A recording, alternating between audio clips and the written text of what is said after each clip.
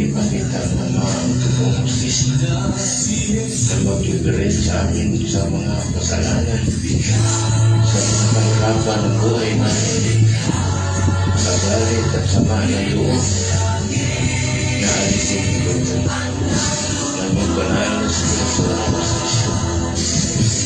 Palayain mo kami sa klase-klase ng sumpa sa daigdig, sa klase-klase ng tunggo sa daigdig, ng kahirapan, para maliberate kami sa klase-klaseng poverty o kahirapan.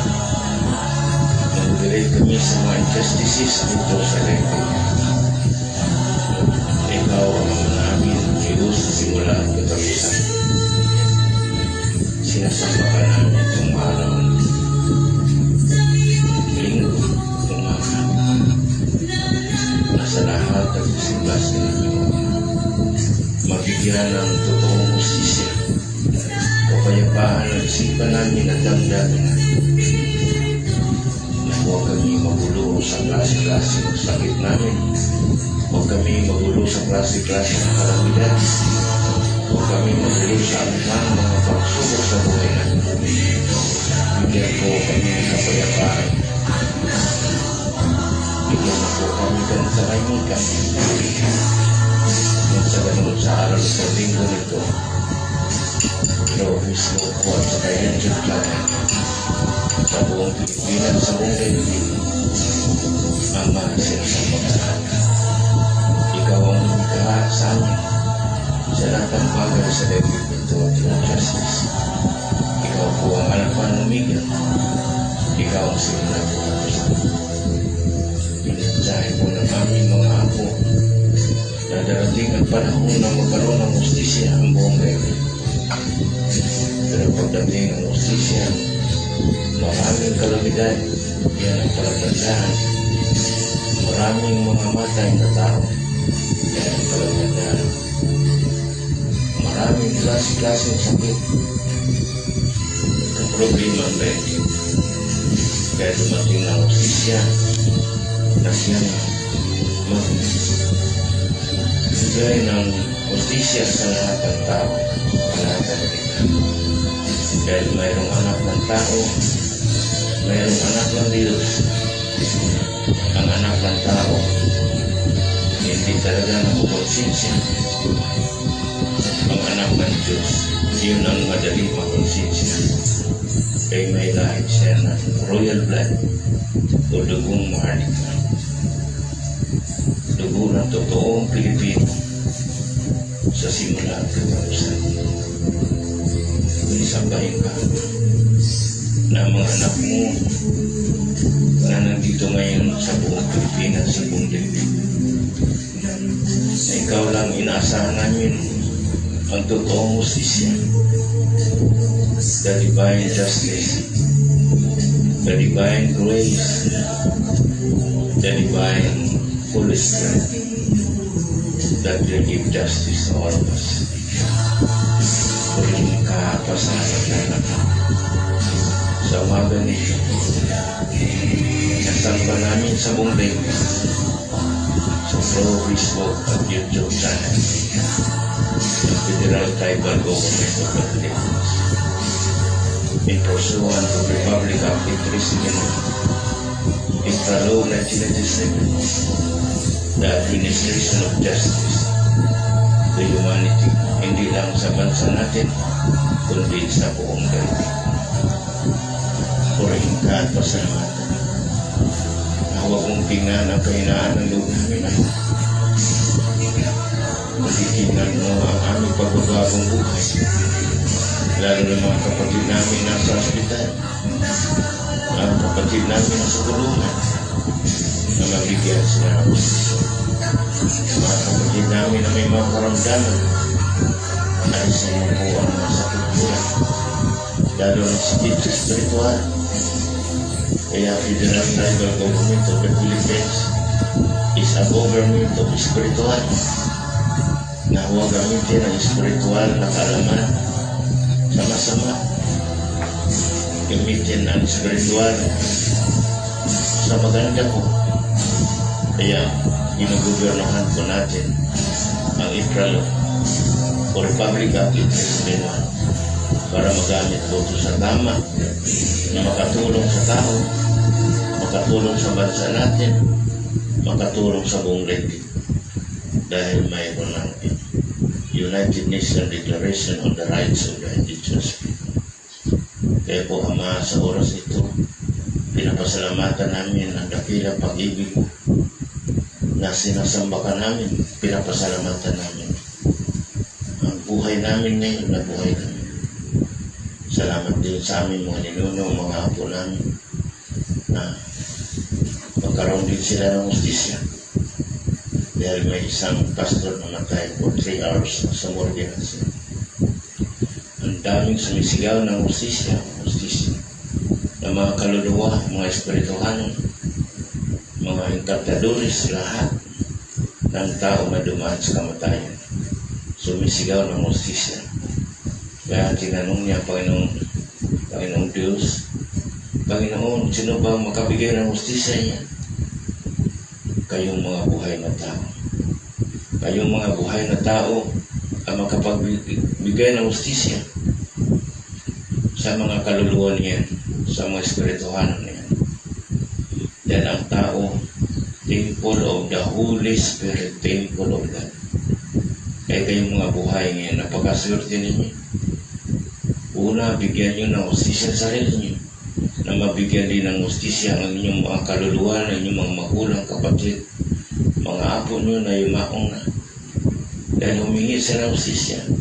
Million years, 1,000 years, walang justisya itong daigdig nito. Kaya po, mga kapatid natin, mga magulang, na itong linggo, itong pinapasimba ng Federal Tribal Government of the Philippines, hindi po ito relihiyon, kundi gobyerno ito na espiritual, as the Republic Act 1871 or April Law of 1997. Gobyernohan po natin itong espiritual dahil ang tao nagugulo sa espiritual. Maraming injustices po sa mga reliyon, sa mga asosasyon. Lalo na sa gobyerno natin, maraming lapses sa ikra. Dahil ang gobyerno natin o gobyerno ng ibang bansa, administrative po yan. Administrator lang sila. Pero may jurisdiction po ang tribo po sa buong Pilipinas, sa buong daigdig. Dahil meron na po tayong recognition sa United Nations Indigenous Culture, United Nations Declaration on the Rights of the Indigenous People. Kaya po, buong daigdig na po itong samba natin, itong linggo nito. Simula alas City, ito ay pasalamatan natin. Napakahalaga po ng pagsimba na sinasabi natin sa Espiritu at sa katotohanan. Dahil sabi ng Panginoong Diyos, Panginoong Jesucristo, magsimba tayo sa Espiritu, sa katotohanan. Sa totoo po, buhay pa tayo at wala tayong ibang masahan kundi ang Panginoong Diyos. Magsimba. Karamihan kasi mga linggo nagpupunta sa simbahan. Ay paano kung walang mga pamasahe, walang pera? Kaya doon sa walang mga pera, sa bahay kayo, makinig na lang kayo. Dahil pag simba sa katotohanan, sa Espiritu, sa katotohanan, kahit wala ka sa simbahan, kahit nasa kwarto ka, pwede ka magdasal. Dahil salvation, ang kaligtasan po ay personal. Kahit sa marami kayong tao, pagod ka pa, klase-klase pang tao, kahalubiro mo sa simbahan, wala ka pang pamasahe, tumahimik ka sa bahay at manalangin ka na mabigyan ka ng hustisya. Tumanda na tayo sa mga relihiyon, sa mga simbahan, pero puro injustices itong nakakatupag natin. Ang simbahan lang ang lumalaki. Ang asosasyon lang ano malaki. Pero tayo, puro injustices sa economy. Yan nag-example ko po ang Kappa Ministry International. Ang donation nila, bumabalik ang 30%. Dahil donation is taxable. Okay sa natin mga simbahan natin. Local at saka international, magbayad kayo ng buwis. Iyon ang inihiling ko sa bagong panggoberno o sinong manalo pagka-presidente. Nihiling ko na lahat ng simbahan magbabayad ng buwis. Hindi may Kappa nga, donation na, bumabalik ang 30% sinuli. Dahil donation is taxable. Ito pa mga koleksyon natin ngayon na walang taxes. Hindi mabubuhay ang gobyerno natin kung walang buwis. Tapos nagsisimba tayo. Harapan mismo ng simbahan natin. Nag-donate tayo, nag-contribute tayo, walang buwis. That is illegal. Tapos sa harap kayo sa Panginoong Diyos niyo na may mga illegal activities kayo sa mga simbahan ninyo. Dahil direct na kayo sa Panginoong Diyos at hindi pa kayo bumuboto sa eleksyon. Ano kayo? Alien kayo? Wala kayong respeto sa ating konstitusyon. Wala kayong respeto sa ating gobyerno kaya nagugulo tayo. Kayo pa mga relihiyon naglilit ng rally against government dahil sa inhuman daw. Bakit yung ginagawa nyo? Inhuman po yan dahil ang simbahan lang yun na malaki. Umaasinso ang simbahan ninyo. Pero yung mga tao nyo, patay gutom. Tapos magsimba ka sa espiritu at katotohanan. Katotohanan yung mga injustices na ginagawa nyo sa taong bayan. Hindi kayo nagbabayad ng buhis. Sa gobyerno nga, sa nga tayo, ano pa kayo sa Diyos natin? Huwag niyong palusutan ang espiritual. Mayroon na tayong ipralo ngayon na ginugobernohan po natin ang espiritual. Through Republic Act 8371 o Ipralo 1997, Administration of Justice. Kung di tayo marunong maghustisya ng sarili natin, wala talagang Panginoong Diyos na tutulong sa atin. Puro karma tayo, puro sumpa tayo, puro sakit tayo, puro problema tayo, puro kamatay abutin natin. Kaya dito sa Ipralo, Republic Act 8371, Administration of Justice. Hindi lang tao ang bibigyan ng hustisya, pati kaluluwa, espiritual. Huwag niyong gamitin yung espiritual niyo sa pangkukulang, panggaganso, pangluluko. Na huwag kayo tabalaban ng bala dahil sa espiritual. Huwag kayo talaban ng itak. Huwag kayo talaban ng mga baril o invention ngayon. Huwag niyong gamitin yung espiritual yan. Gamitin niyo ang espiritual para sa hustisya. Para maging malaya tayo sa kahirapan. Maging malaya tayo sa espiritual. May hustisya tayo. May grasya tayong tatanggapin.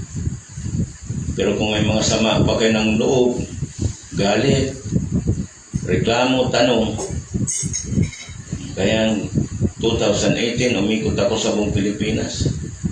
Sa Ipralo, Republic Act 8371, walang tanong, walang reklamo. Dahil hindi ka pwede magreklamo sa Ipralo, dahil batas ito na hindi nakasulat.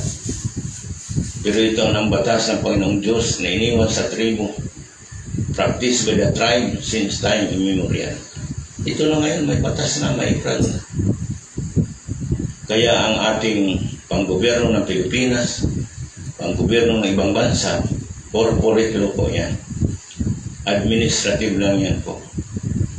Pero when it comes to jurisdictions, ancestral land, ancestral domain, public domain, all over the country and all over the globe, ang Ipralo po ang nasusunod. Dahil ang Ipralo po, ito ang panggobyerno ng Diyos espiritual, practice since time immemorial. Kaya maging tahimik po tayo. Kahit ba umiyak ka ng dugo dyan, pouring injustices naman ginagawa mo. Ito pinapaliwanag natin. Give justice yourself. Kaya itong eleksyon ito, sa ating mga kapatid Pilipino na running for any position from the government, give justice yourself. Dahil in-encourage natin ngayon lahat ng Pilipino na boboto kayo through constitutional rights para may divine intervention kayong tayong mga Kristiyanos o Muslim man o Buddhist ka man, anumang reliyon. Boboto tayo through constitutional rights. Kaya yung mga Pilipino daw sila na hindi bumoboto kasi may mga reliyon na ayaw bumoto. So hindi ninyo ma-practice ang constitutional rights. Aywan ko kung saan kayo boboto, sa langit ba o saan kayo? Hindi kayo Pilipino. I-practice natin ang constitutional rights to vote. Bakit? Ano ba kayong reliyon kayo na hindi na kayo bumoboto? Ibang planeta na ata kayo. Pero nagsisimba kayo. Illegal to the government is illegal to God.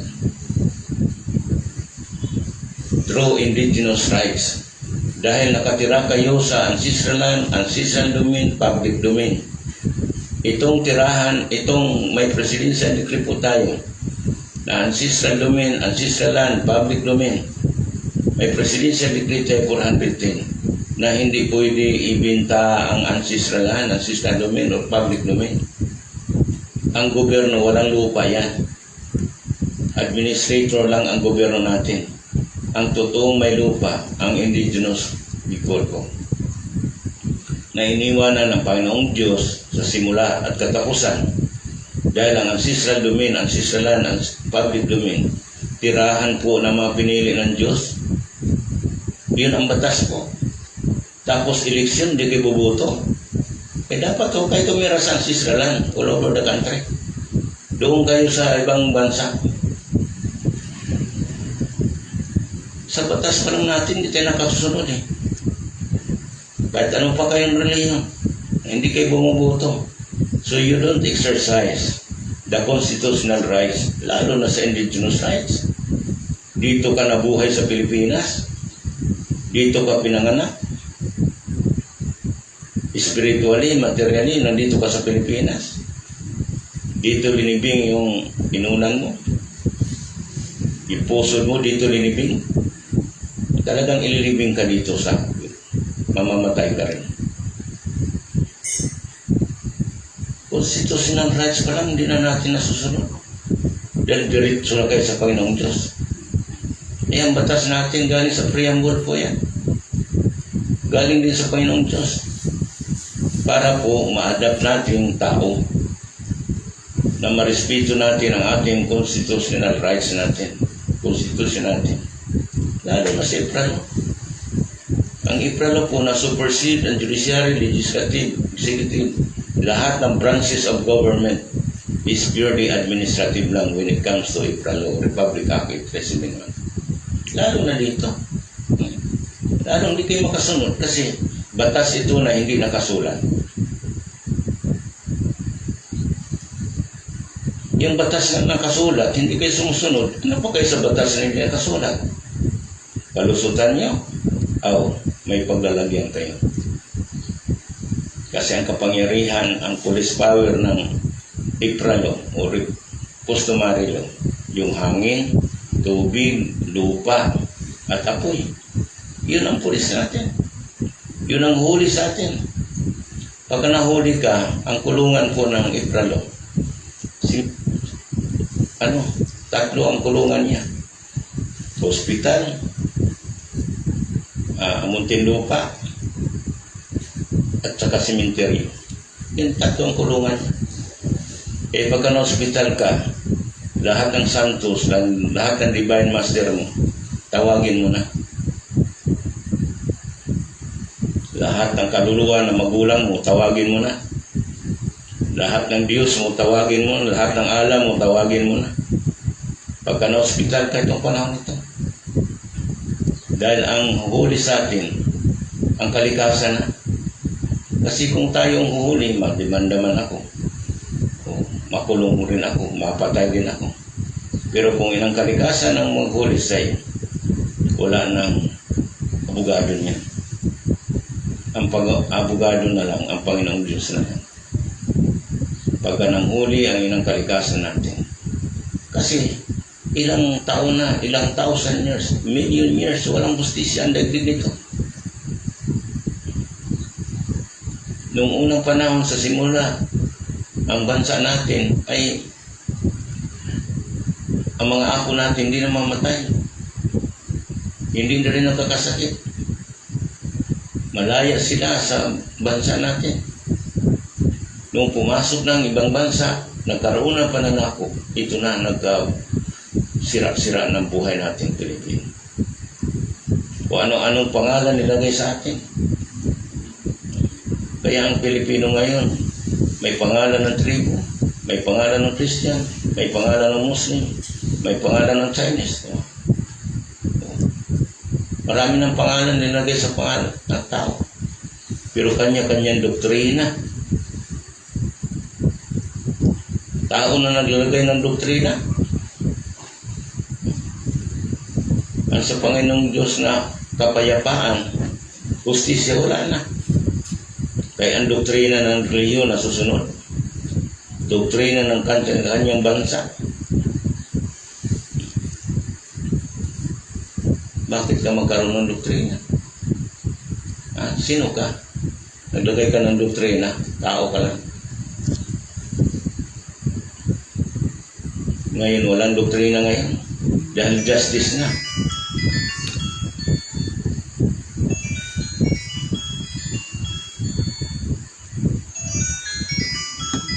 Justice na tayo ngayon. Yun ang problema natin ngayon. Justisya tayo. Injustices lang nangyari lahat. Lahat na madinig mo, puro injustices. Lahat na makita mo, puro injustices. Panalita pa lang ng tao, injustices. Kaya makikita mo ang tao ngayon kung anak ng Diyos. Maganda magsalita, makabuhay, makasaya, maka-inspire. Pero mga tao na injustices ang ginagawa, puro paninira, puro galit, puro tanong, puro reklamo. Akala mo dahil marami siyang pera, malakas siya sa gobyerno, akala mo kung sino siyang magaling. Kung sa Diyos tayo, normal, because God is normal. Hindi po high blood ang Panginoong Diyos. Hindi nagmumura. Yung nagmumura ng mga tao, galit at tanong, reklamo, yan ang mga tao gumagawa ng injustices dito sa bansa natin at saka sa ibang bansa. Ito ginagawa natin umaga-umaga, 7 o'clock. Ito'y simba, lalo na ngayong linggo. Simba natin sa spiritual at material. Na kahit nasa bahay tayo, may kapayapaan tayo. May kababaan ng loob. Acceptance of reality. Paano lang tala pagkain natin na binigay ng Panginoong Diyos, yun na. Huwag ka na mag-ambisyon ng mga pagkain na mamahalin. Kahit ba yung pagkain natin, kung anong binigay sa atin sa araw-araw, yun na. Kung sila mayaman sila, salamat sa Diyos. Basta kung ano lang binigay sa atin, maging kontento po tayo. Kaya ang magdagdag yan, ang magdagdag po, ang Panginoong Diyos na. Magulat ka na lang. Pero sa mga taong reklamador, tanong, puro reklamo, tanong at reklamador, aywan po kung anong idadagdag sa iyo. Baka parusa idadagdag sa iyo. Sino ka? Magtanong, magreklamo. Kaya umaga-umaga ito, every morning po. Monday to Sunday. Every morning po, sisikapin ko, lagi tayong live. Para sa araw-araw, mapayapa pong isipan natin at damdamin natin. At itong eleksyon nito, ipagdasal natin na maging mabuti po itong eleksyon nito.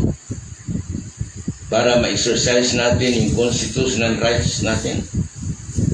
At tuloy-tuloy po ang seminar natin. Iniimbitahan ko po lahat po ng mga politicians. Mag-undergo kayo ng seminar ng justice sa federal tribal government.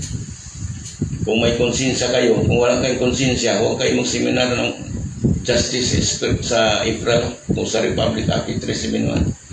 Dahil wala na kayong konsensya. Pabalik-balik tayo ng eleksyon.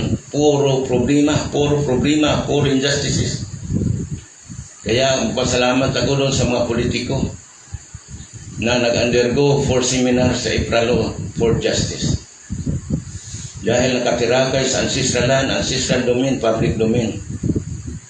You should know the law, the April law that will give justice to all of us. Sawang-sawa na tayo dyan sa Holy Bible, Holy Quran, saan nababasa? Kahit sa Supreme Court. That is corporate law, yung batas na nakasulat. Ang April po, hindi po nakasulat. But that is the practice of justice. Sa ating mga magulang, sa ating mga ninuno, mga apo natin, na iniwan ng Panginoong Diyos. Kaya noong 1971, nasa Malacanang ako.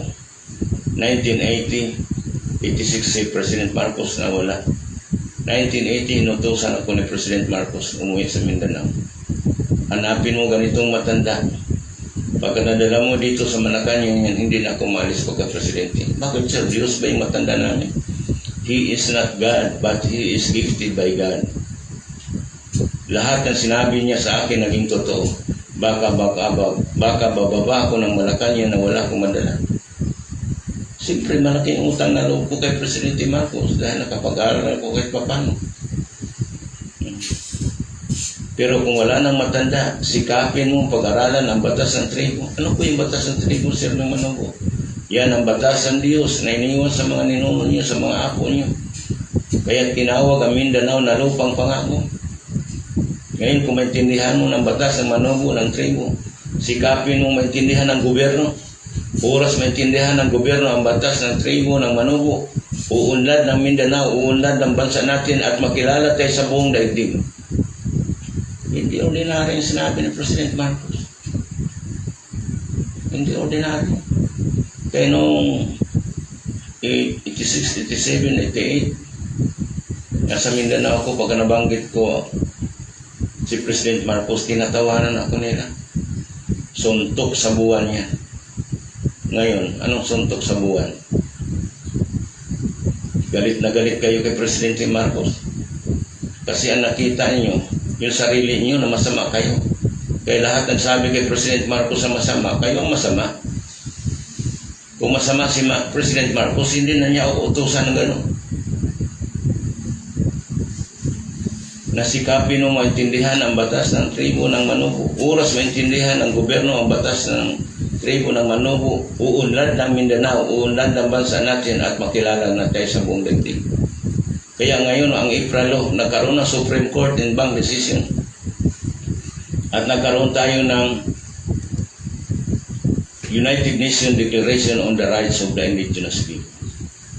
Kaya po ngayon mga kapatid natin, buong Pilipinas, buong daigdig, nag-issue tayo ng diplomatic immunity.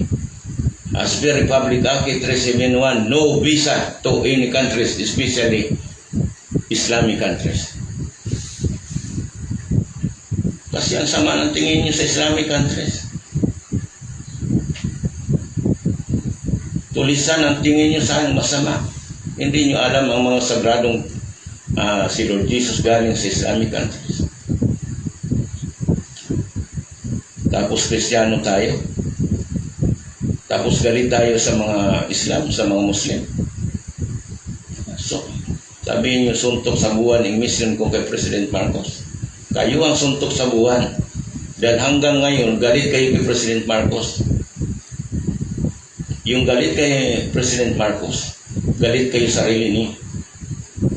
Aywan ko, bakit galit kayo? Yung dineclare ni General Fabian Ver na, Sir, ready na po ang Air Force, ready na po ang Marines, ready na po ang Police. Bumbahin na natin ang ITSA. Anong sinabi ni President Marcos? Wow! Huwag kayong magpaputo kahit maliit na baril. Kung kailangan ako bababa ako. Kaya bumaba siya. Yun ang sabi sa akin, pagka hindi mo nadala yung matanda na yan, baka bababa ko ng malaking kanya na walang madala. Yan pa totoo. Kasi kayong magugulo, tapos iboto nito magugulong tao ngayon sa eleksyon. Ha? Subukan yung iboto yung magugulo na tao sa Pilipinas. Kundi karma abutin natin. Magugulong tao yan, iboboto nyo. Walang ginawa kundi sirain si President Marcos, sirain yung mga ibang politiko. Kayo ang sira. Ang tao nagsisinira, yan ang sira. Kayo ang masama. Masama lumalabas sa bibig nyo eh.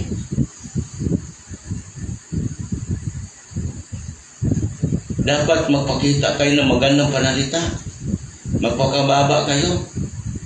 Kandidato kayo sa politika. Servant by the people. Tapos ngayon, hindi pa kayo nananalo, naninira na kayo sa gobyerno, naninira na kayo sa kapwa politiko ninyo. Huwag kayong ganyan. Very unchristian po yung ginagawa niyo. Tapos kayo pa mga reliyon, mag-rally, pagka may nanalo na presidente. Sino kayo? Dibayan na kayo.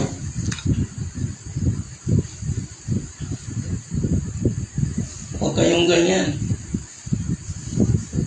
Kayo pa mga pastor, pari, mga evangelist, mag-lead kayo ng rallies against government. That is in unconstitutional rights. Kung ako presidente, damputin ko kayo lahat. Kaya after election, may mag-rally, ipadampot natin yan. Kaya ngayon, wala pang eleksyon, magdasal tayo na ma-exercise natin ang constitutional rights natin, indigenous rights natin, para magkaroon ng divine intervention, para itong mananalo ngayon, talagang pinili ng Diyos. Dahil dalawa ang tao sa daigdig, anak ng Diyos, anak ng tao. Itong anak ng tao, mahirap mo paintindihin yan. Dahil puro sama ng loob, galit, tanong, reklamo, yan ang anak ng tao. Pero kung totoong anak tayo ng Diyos, sabi nga ng Santo Papa sa Roma, 1983, o 82 ba yun? Nandito sabi niya sa Lunita, this country is a blessed country. This country is the richest country sa buong daigdig. Isipin mo yan. Blessed pala tayo. Tapos magugulo tayo. Pinakamayaman pala tayo ng bansa sa buong daigdig. Pero pulubi ang mga kapatid nating Pilipino. Nasaan ang Panginoong Diyos natin? Sa 22,000 religion. Nasaan ba yung asosasyon, religion, sa parte sa Panginoon? Bakit nandito tayo ngayon sa kahirapan? Dahil sa mga injustices po natin, sa mga reliyon, sa mga foreign intruders sa bansa natin, sa mga asosasyon, puro pira-pira lang pinag-usapan. Pero the real salvation to man, wala. Napakagaling natin magsalita sa pulpito, sa entablado, sa simbahan. Akala mo kung sinong banal. Pero harapan pa lang ng simbahan ninyo, hindi kayo nagbabayad ng buhis. Injustices po yan sa government natin, sa konstitusyon natin. Kapa nga ministry. Kaya kayo ang taga-kapa ministry. Yung pera na kapital nyo, ibabalik yan ng humanitarian funds. Sinabi ko nang ibabalik yan, pero walang interest. Ipakita ko lang na kayo ang naging sample ngayon sa gobyerno na donation is taxable. Pero kahit donation yan, binabalik nyo ang 30% a month. Kung 1,300 pesos binabalik nyo, pero dinampot pa rin kayo, binuno pa rin kayo ng gobyerno. Ano pa kayo itong mga relihiyon na hindi nagbabayad ng taxi sa donation. Hindi lang donation, contribution. Mamatay ka, magbayad ka. Magpabinyag ka, magbayad ka. Magpakasal ka, magbayad ka. Iba pa yung contribution sa mga building nila. Iba pa yung mga contribution sa mga sports nila. Iba pa yung donation sa mga pamilya nila. Bilang nag-donate, sino yan? Mga tao yan na may biktima sa mga injustices. Matuto na kayo. Eleksyon naman, papapil kayo. Ibuto niyo mga tao na mga reklamador. Yung mga tao na reklamador, puro masamang lumalabas sa bibig nila, yan ang mga tao na mga injustices ang ginagawa sa bansa natin. Kaya kayo, kung di nyo exercise ang justisya, constitutional rights nyo, at tuloy pa rin ang presidente natin na mananalo na magugulo. Dahil those people are ginagawa niya puro injustices po sa bansa natin. Tapos suportahan ka ng reliyon. Itong reliyon nito hindi nagbabayad ng mga contribution nila sa gobyerno, taxes, donation, hindi nagbabayad. Mga injustices yan ng mga reliyon. Kaya sana mahal na presidente, bago kayo umalis sa Malacanang, pagbayarin mo lahat yung mga reliyon na ay magbayad ng taxes sa buwis sa government. O isirado mo, ipadlock mo yan. Puro injustices ginagawa nila, tapos sasalita sila ng Panginoong Diyos. Musliman yan, Christian na church yan, magbayad sila ng buwis. Dahil nandyan sila sa ancestral land, ancestral domain, public domain.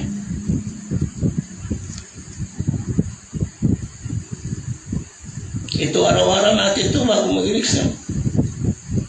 Dahil makonsensya naman tayo sa boto natin.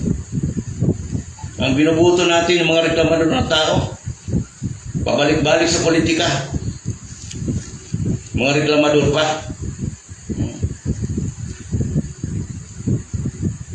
Kaya kung exercise natin yung constitutional rights natin, indigenous rights na magkakaroon tayo ng divine intervention.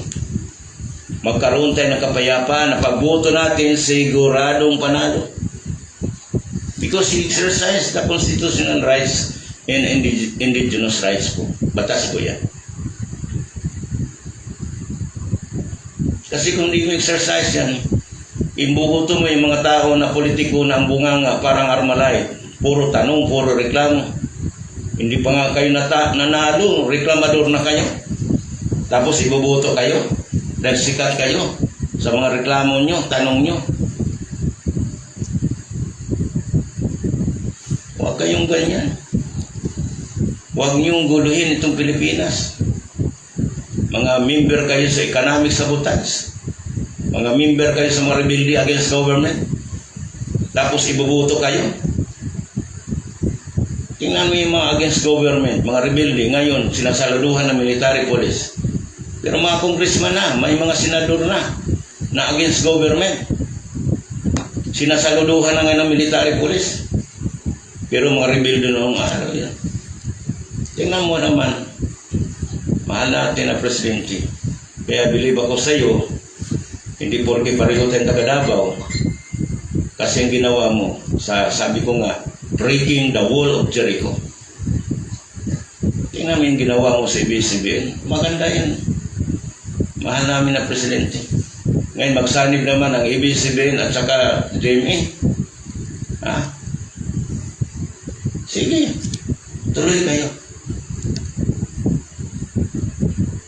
Dahil daw sa kapayapaan ng ABS-CBN.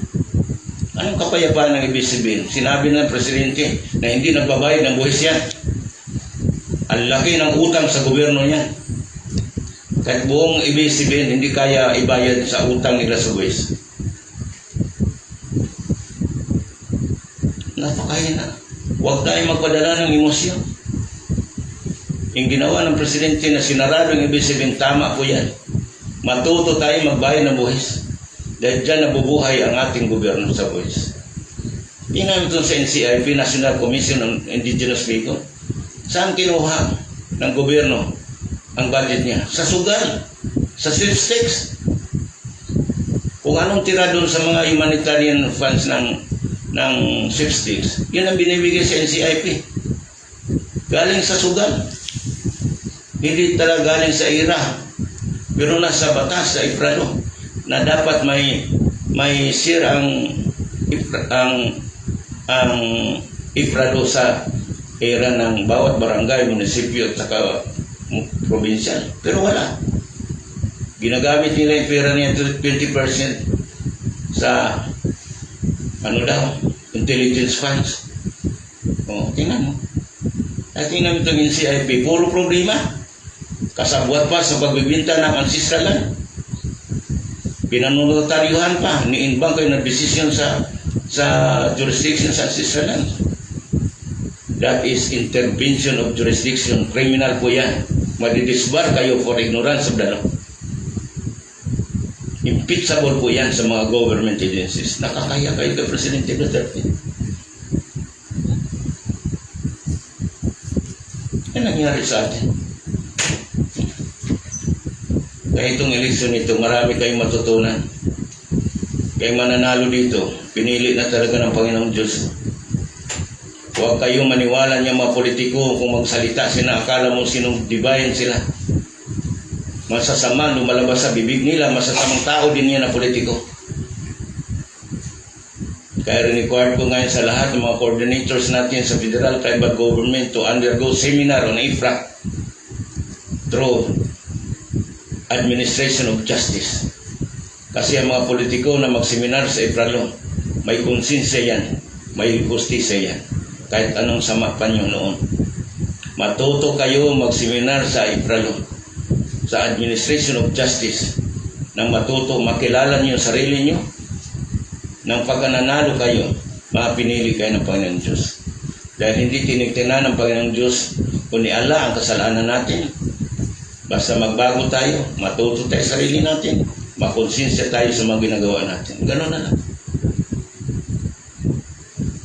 Sabi nga sa Manubo na magkaroon tayo ng diwata, diwa. Tagalog po yan, diwata. Kaso lang minasama nila yung diwata. Ay yung mga nitibo, mga diwatero. Diwata sa demonyo, sama-sama. Hindi po yan. Diwa, Tagalog yan. Atin. Ganon ang ano niya. Ganon ang ano natin. Kaya sa lahat natin mga kapatid, mga ninuno natin, mga apo natin sa buong Pilipinas, lalo na sa mga kapatira nating Muslim, Ramadan po ngayon, month of Ramadan, makonsensya po kayo. Ang iboto nyo, yung talagang mga tao na hindi reklamador sa mga kapatid nating Muslim. Hindi yung mga politiko na nagsuporta ng rebelde against government. Ipagdasal niyo sa Ramadan month niyo para pagka after Ramadan mag ano kayo sa Mika, pasalamat kayo sa nanalong presidente dahil pinili ni Allah. Yung mga dato niyo, pakirusin niyo. Hindi mga dato niyo tinatabilan niyo sa pintuan ng ustad ng ano niyo, ng masjid ninyo. Ang mga sikat, yung mga imam at saka mga ustads, kahit anong paliwanag nyo ng Holy Quran, yung decision maker nyo na dato, peacemaker nyo na dato, tinatabi lang nyo sa sakit. Parang walang nakapansin. Ang napapansin, yung mga gagaling na ustads, mga sikat na ustads, mga sikat na mga imam. Tingnan mo yung mga ano nyo, masjid nyo, binubumba ng military. Then nagtatago kayo ng mga rebelde sa ano nyo, sa masjid ninyo. Para nito mga Christian, nagtatago ng mga rebelde sa simbahan nila. Tapos ngayon, inatake ng military.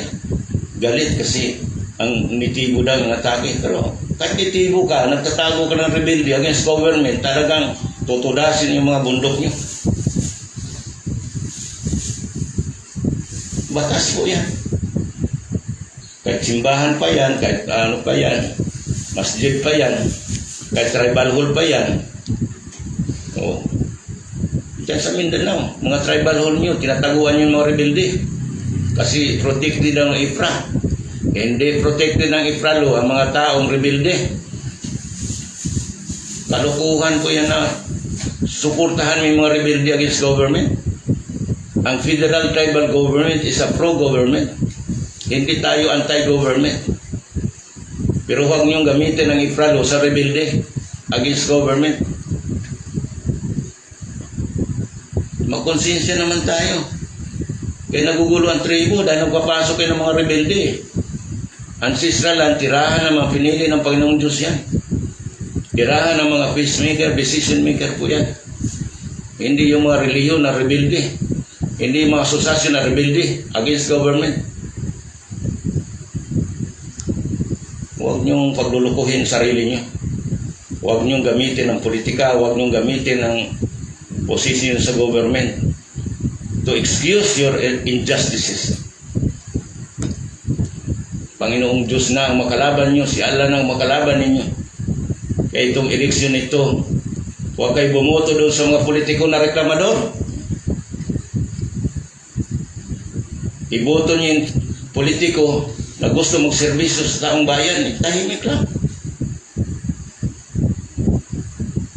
Hindi ka pa nakaupo sa posisyon mo, reklamo ka na. Sino ka? Kaya pag upo nyo, akala mo sino yung mga hari ng mga politiko.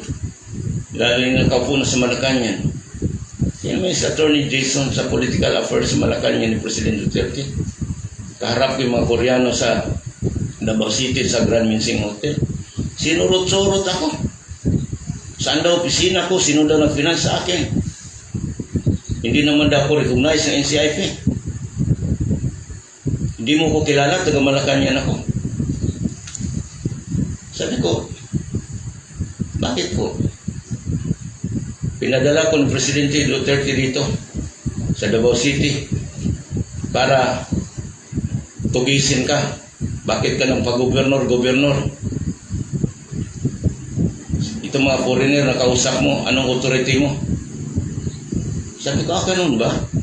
Nasaan yung sulat ni Presidente Duterte para tugisin ako, imbestigahan ako? Sabi ko kanina, kasama mo Interpol, kasama mo NBI, kasama mo CIDG. Nasaan ang sulat ni Presidente Duterte? Na wala kong jurisdiction makipag-usap ng mga foreigner nito. Abogado ka lang, ako gobernor ako. You will be disbarred for ignorance of the law, attorney. This is intervention of jurisdiction of my position bilang Governor General sa Ifrado, sa tribo. Abogado kang sa Malacanang, nakala mo kung sino ka. Kakasuhan kita. Sabi niya, ay okay naman pala sa iko. Ano okay? Nasaan yung sulat ni President Duterte to intervene my jurisdiction bilang Governor General sa Ifra? Nasaan? Wala pala eh. Huwag mong gamitin ng presidente. At saka itong Grand Minsing Hotel, isang dangka lang, City Hall na. Nandyan si Mayor Sara Duterte, abogada rin yan.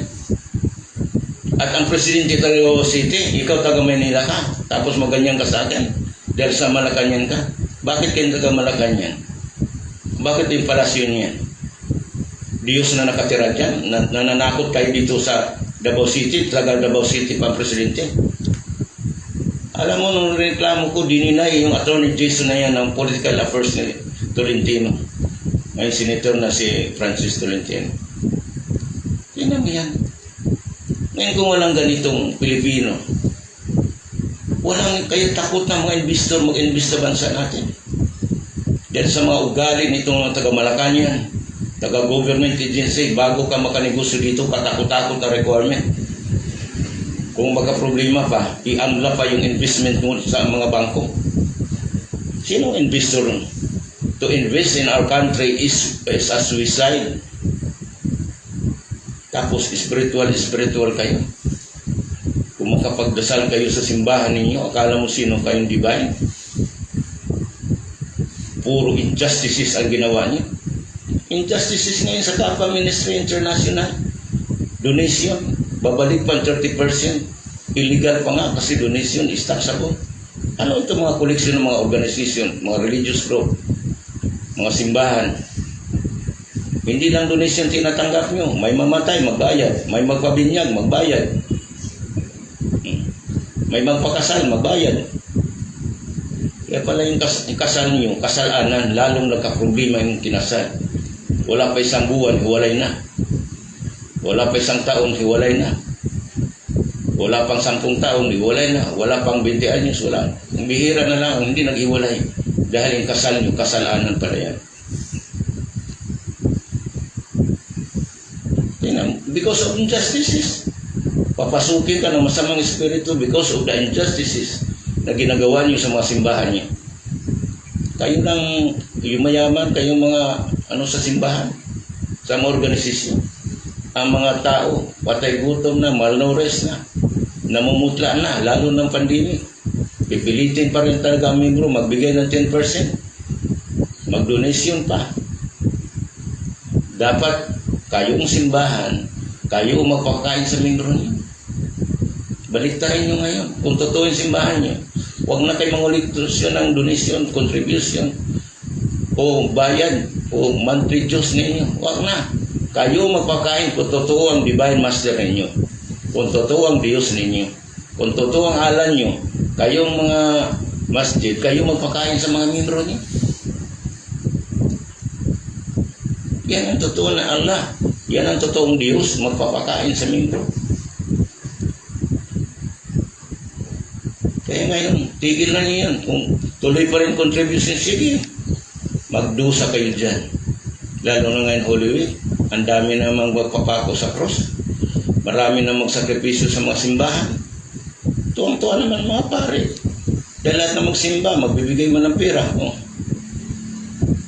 Kay sakripisyo daw, luluhod naman sa mga simbahan. Bakit mo sinasakripisyo ang katawan mo, kapatid? Ang katawan natin, pagkatapos na matay ni Lord Jesus na patong sa cross, ang katawan natin, blessed na po, sagrado ng katawan natin. Dahil kinuha na ni Lord Jesus ang ating kasalanan, ni kamatayan, wala nang karapatan sa atin kung naniwala tayo kay Panginoong Jesus. May, pagka namatay daw, may buhay na walang hanggang, namatay ka na. Nasa Biblia ang kamatayan, bayad sa kasalanan.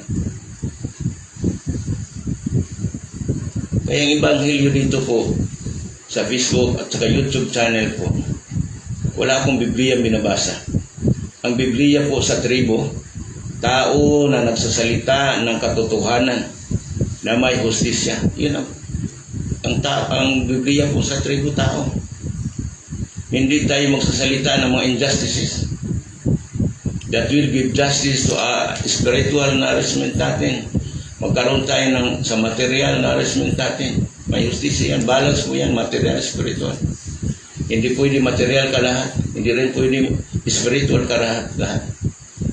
Dahil ang material, itong corporate law, itong administrative government natin na kay President Rodrigo Roa Duterte, yung corporate law po, batas po ito nakasulat, itong sa Federal Tribal Government of the Philippines. Kailangan gobernohan itong spiritual nang huwag magamit ng mga injustices na IFRA law. Sinasabi ko nga, IFRA law will give justice to humanity. Ito na po ang kalitasan, wala na ibang. Magsalita ka ng Holy Quran ngayon, inaantok na yung mga kapatid natin Muslim. Sa Holy Bible naman, magsalita ka simbahan, inaantok.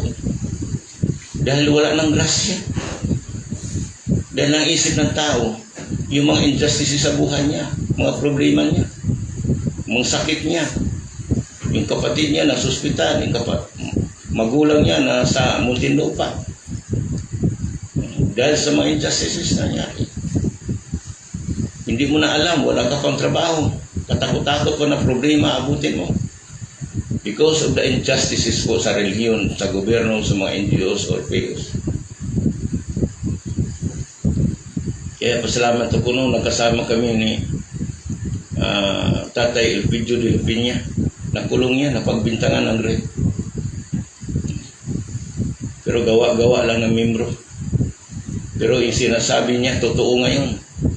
na lahat ng relihiyon imbestigahan, lahat ng gobyerno imbestigahan, lahat ng mga asosasyon, NGOs or PAOs, People's Organization, imbestigahan.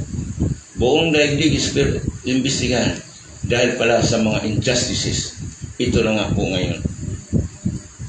Kaya ako sa lahat ng politiko ngayon, matuto kayo ng hustisya through April. Kaya ngayon nagbigay tayo ng certificate, diplomatic immunity as per Republic Act 8371 April 1997. No visa to any countries, especially Islamic countries. Bakit po? 172 countries may utang sa Pilipinas. Kaya hindi mag-acknowledge yung diplomatic immunity natin sa IPRA through federal tribal government. Tandaan niyo yan. Hindi kayo makapag-print ng currencies ninyo. Dahil 172 countries may utang sa Pilipinas. Nasa letter of instruction ni President Marcos. Kaya pala yung trabaho ko nun sa Malacanang, confidential man. Dahil 16 years old pa ako, hindi ko naintindihan yung confidential man. Ngayon ko lang naintindihan, kaya confidential man ang trabaho ko. Dahil implementor ako ngayon ng justice sa April. Ako lang ang manifesto, implementation sa April sa Supreme Court. Nagmanifesto ko, 9 pages po yung manifesto. Pagdating doon, sabi nung secretary, "Sir, messenger po kayo, sir." Sabi ko, "Hindi po. Ako po yung si Dato Higya." "Ay, kayo pala yung governor, sir." "Ay, interrogate po kayo ni Administrator Maidas." Nung sinabi na interrogate ako, hindi man ako abogado, kinabahan ako. Pero naharap ko si Administrator sa Supreme Court, si Administrator Maidas. Sabi niya sa akin, "Are you Governor Higyawan?" "Yes, sir." "Are you also a doctor?" "Yes." "Are you practicing customary law?" "Yes, sir." "Okay, receive the document." Hindi na binasa yung manifesto ko. Kasi batas ito na hindi nakasulat. At batas na nakasulat, kinikilala na ngayon sa Republic Act 371 April 1997. At nagkaroon na tayo ng Supreme Court in bank decision. Dahil gusto ni Moreno ipabolish ng April kasi ang gobyerno natin administrative na lang, judiciary, legislative, executive. Administrator na lang. Hindi matanggap ng mga government official. So as congressman, gusto niya ipa-abolish ang April. 2000, 2001, nagkaroon tayo. Kung tatlo lang ang boboto na justices sa Supreme Court, hindi ma-abolish. Ang nangyari, awa ni Allah, awa ng Panginoong Diyos, awa ng mga diwata, manama, 7 ang bumoto na justices sa Supreme Court. Ikawalo si Supreme Court Justice Davidico.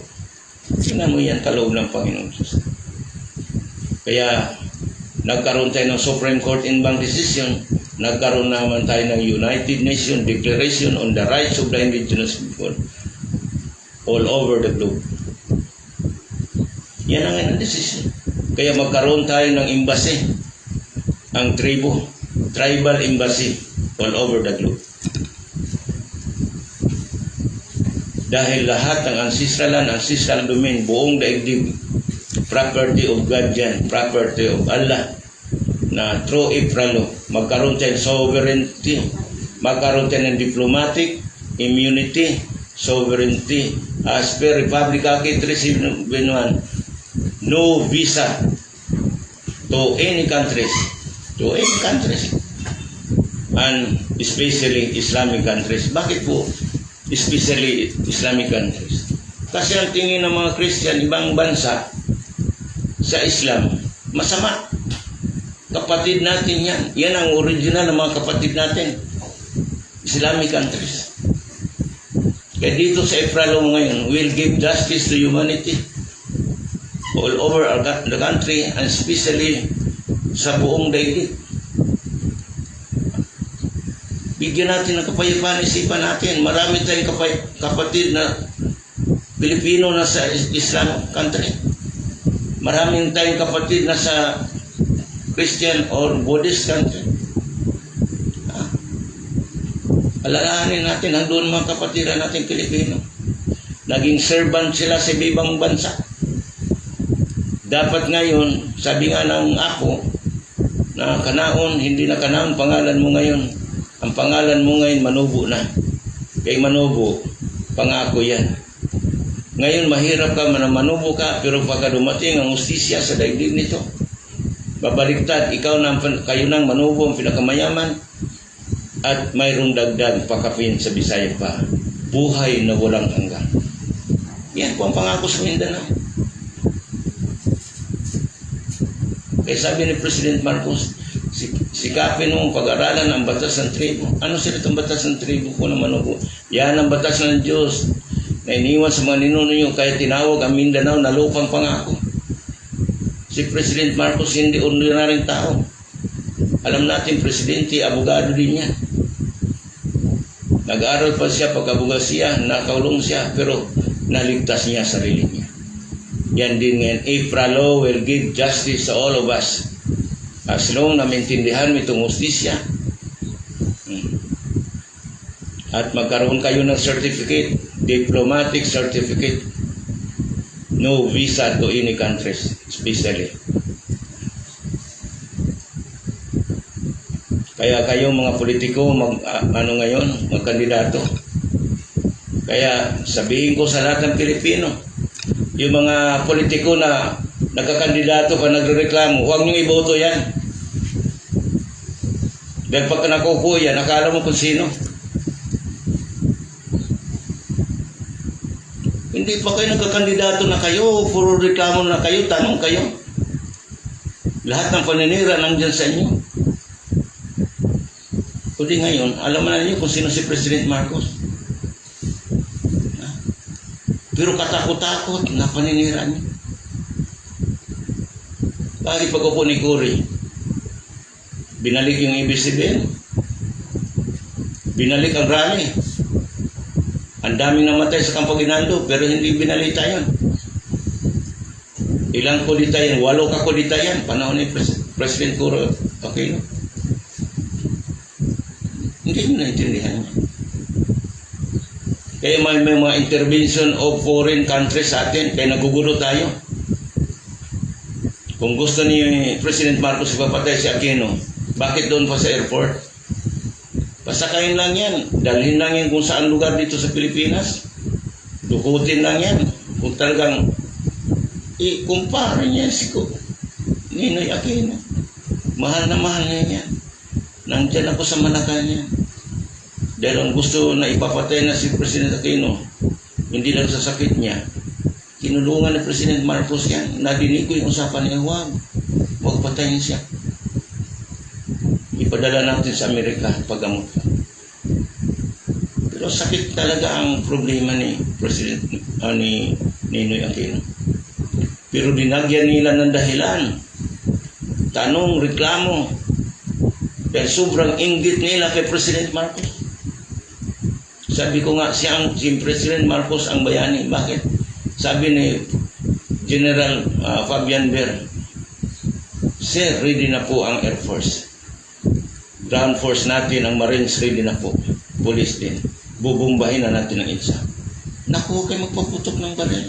Kahit maliit na baril. Kung kailangan ako bababa ako. Diba? Siya ang bayani, mga kapatid. Siya ang bayani. Tapos ngayon eleksyon, titirahin niyo si BBM.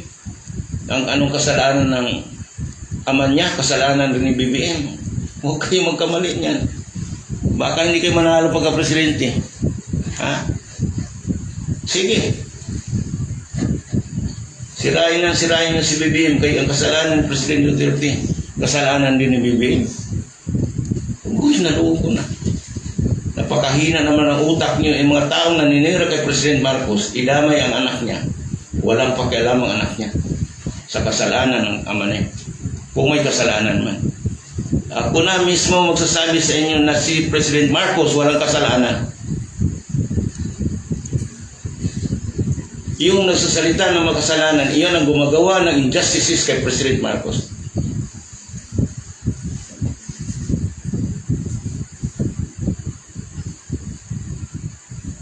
Kaya confidential ang trabaho ko sa Malacanang. Ngayon ko lang naintindihan na confidential because of justice. Because of justice.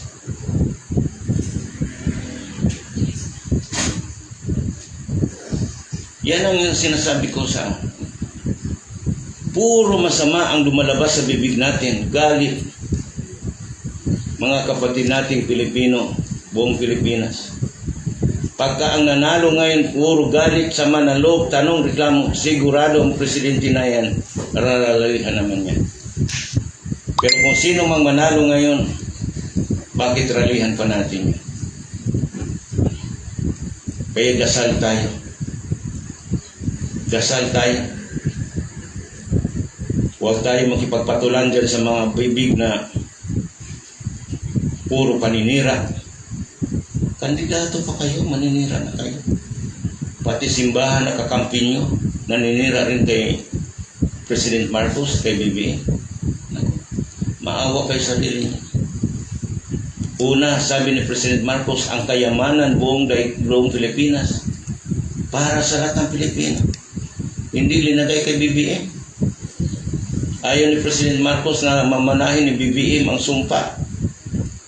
Lahat na angkin ng kayamanan mamamatay. Kaya sabi ni Manong Pabinber, 2012 pumunta sa Davao City. Yung dinala niya isang barko na ginto sa China. Lahat ng military na kasama niya, Colonel, General, at saka mga sarhento na kumuha ng ginto sa barko. Hindi pa nakarating sa China ang barko, nagpatayan sila sa barko. Gusto niya. Sabi ni Manong Pabianber sa akin, alam mo rin, hindi ako kumuha ni kapirasong ramo. Kaya akala nila patay na ako, buhay ako ngayon. Ito, buhay ako ngayon, sabi niya. Yung deposit slip niya, yung sa Bank of China, nandyan, dala-dala niya. Bago lang ako na-recognize, isang taon ako balik-balik sa China. Akala nila patay na ako. Buhay ako, dala-dala ko itong deposit slip ko. Anong oras, anong araw, dala-dala ko. Ngayon, recognize na ako ng China na buhay ako. From China siya, dumiritso kagad sa akin sa Davao City. Nagulat naman ako, may nitibo nagbigay sa akin ng 2 manok. Rinito lang ko siya ng 2 manok. Yun, nagsama kami sa Davao hanggang bumalik ka siya ng Maynila. Sabi ko sa Manong, akala ko kung masama si President Marcos, mas grabe ka kasama. Yun ang naintindihan ko. Sabi niya dito, hindi ako sumali dyan sa mga illegal na trabaho. Ako talaga, may paggalaw niya maginto-ginto. Kung ano lang utos ni President Marcos, sinusunod ko lang. Hindi ako sumama dyan sa mga korupsyon o anumang pira-pira dyan. Naging general po ako sa tamang paraan. Kaya sabi ko nga, Manong, akala ko talaga masama ka at saka patay ka na. Buhay ka pa pala. Basta ang isip ko maganda. Yung sabi. Kaya salamat po sa Panginoong Diyos na kaya sinasabi ko ito kasi hindi ko na rin matiis yung paninira nyo kay President Marcos at paninira nyo kay BBM. Tingnan mo. Nakipagkaso siya sa Comelec pagka Vice President. Hindi nanalo. Nung tapos na ang mag-eleksyon na, tsaka sabi na nanalo sa pagka Vice President. Tingnan mo yan. Pero ngayon, hindi sa kinakampanya ko siya. Masakit lang ang loob ko. Hindi sa utang na loob ko kay President Marcos. Yung maninira tayo na hindi totoo. Huwag tayo sipin mo sa media kayo.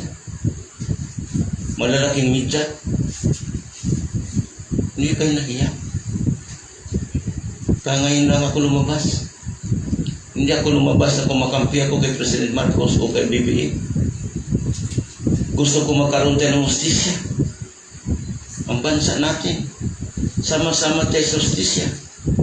Ngayon ipagdasal natin ang mananalo talagang pinili ng Diyos because you exercise your constitutional rights at indigenous rights. Para magkaroon tayo ng divine intervention na yung mananalo ngayon, talagang pinili ng Panginoon Diyos. Kaya sa lahat ng mga politician, buong Pilipinas, magseminar kayo sa IPRA through administration of justice nang maintindihan niyo yung sarili niyo na ano pala itong administration of justice ng Federal Tribal Government of the Philippines. Hindi lang justisya ng bansa natin, kundi justisya na ng buong daigdig. Dahil kung inikilala na ng United Nations Declaration on the Rights of the Indigenous People, itong Republic Act 371 o April 1997, that will give justice sa buong daigdig po. Ayan po. Maging tahimik po ang isipan natin, damdamin natin. God is normal. Naging abnormal ang Panginoong Diyos dahil sa tao. Normal po ang hangin. Normal po ang tubig. Normal po ang apoy. Normal po ang lupa. Kaya naging abnormal ang lupa, hangin, tubig, at saka apoy. Pagka pinakialaman ng knowledge ng tao, ng technology ng tao. Kaya naging abnormal ang tubig, naging abnormal ang apoy, naging abnormal ang hangin, naging abnormal ang lupa. Na iyan ang bumubuhay sa atin, nabigay ng Panginoong Diyos.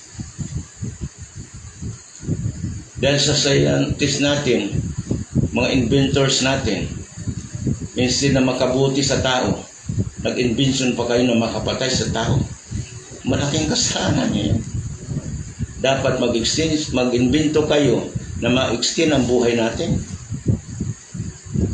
Haba ang buhay natin. Sabi ng matanda namin, naswerte kayo pagdating ng hustisya kung buhay kayo. Magkaroon na kayo ng kayamanan na walang pagkaubos. Magkaroon na kayo ng buhay na walang hanggan. Because of justice.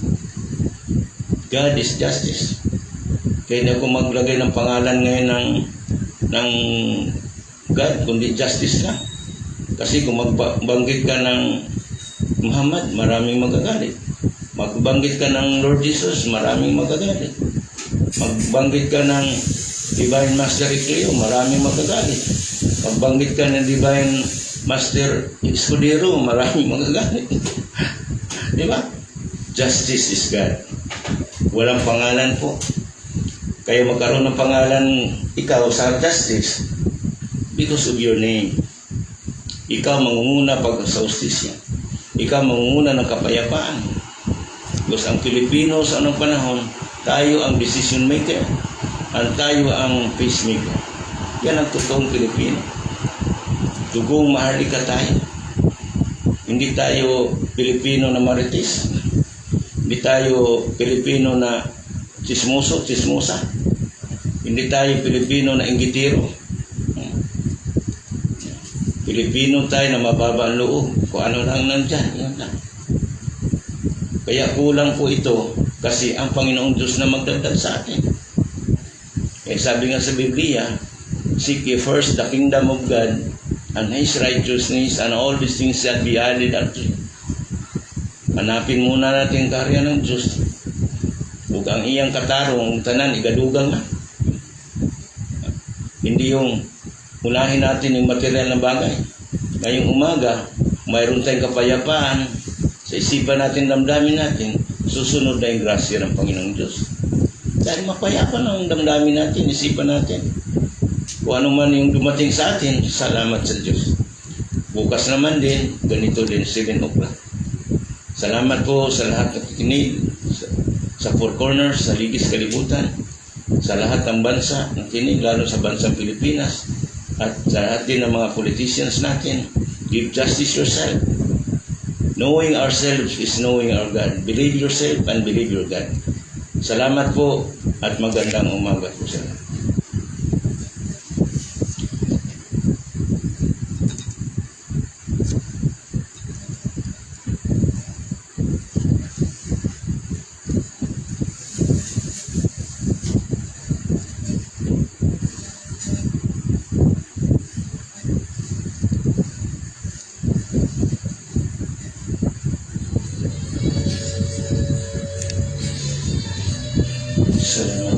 sa lahat ng nangyayari, sa lahat sa mensahe.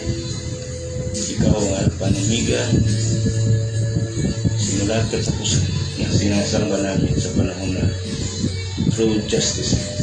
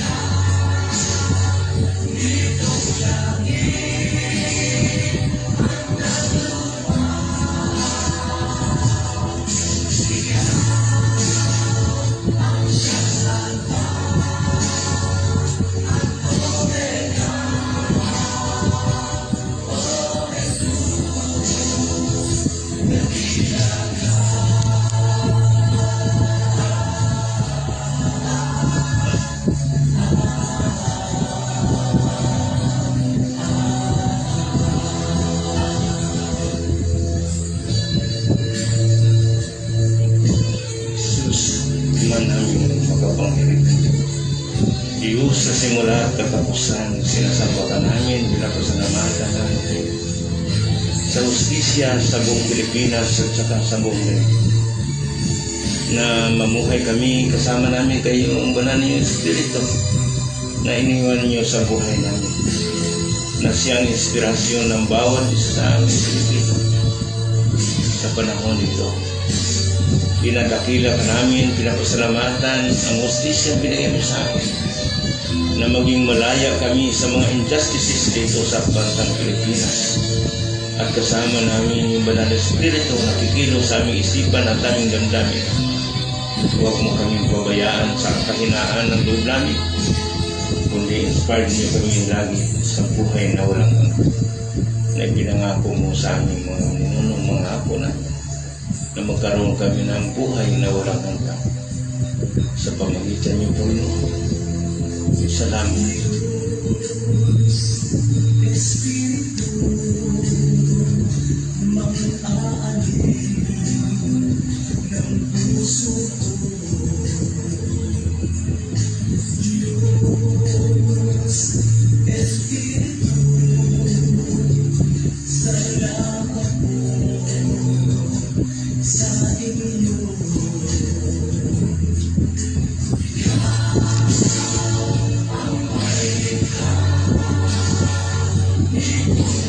Amen.